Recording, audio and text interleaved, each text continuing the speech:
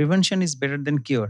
আমরা যদি একটু সচেতন হই তাহলে তো এই যে বড়, বড় অগ্নিকাণ্ড ঘটনা এবং সারা বাংলাদেশে এরকম হাজার, হাজার রোগী এরকম ভর্তি হয়ে থাকে। এই যে ঘটনাগুলো কিন্তু স্টপ হচ্ছে না মানে বা কমছে না। রেট কিন্তু এই যে অগ্নি দুর্ঘটনা কিন্তু বাড়তেছেই। যেমন আমরা ইচ্ছা করলে এই কি বলে বিভিন্ন নিউজ পেপারে এগুলো দিতে পারি যে আপনার আ কিভাবে আপনি এই যে ধরেন কি গরম পানি কিভাবে নিয়ে যাবেন, ট্রান্সপোর্ট করবেন।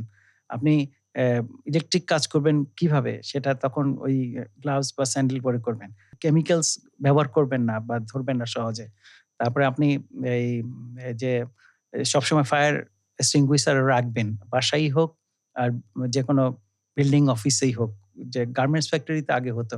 এখন গার্মেন্টস ফ্যাক্টরি গুলাও কিন্তু কোড মেনে ওরাও এক্সিট পয়েন্ট বা অনেক রেখেছে। এসিবি করে একটু গার্মেন্টস সচেতন ফ্যাক্টরিতে হয়েছে। প্রচুর লোক প্রচুর একসাথে লোক একসাথে একসাথে কাজ কাজে করে। তো এরকম আমরা যদি মিডিয়াতে হোক, সংবাদপত্রে হোক, টিভিতে হোক, আমরা যদি এই জিনিসগুলা বারবার ফোকাস করতে পারি। তারপরে ওই যে বললেন আপনি সিগারেটের আগুন ফেলে দিচ্ছে যেখানে সেখানে মানে বন্ধ করতে হবে। এগুলা করা যাবে না আরকি।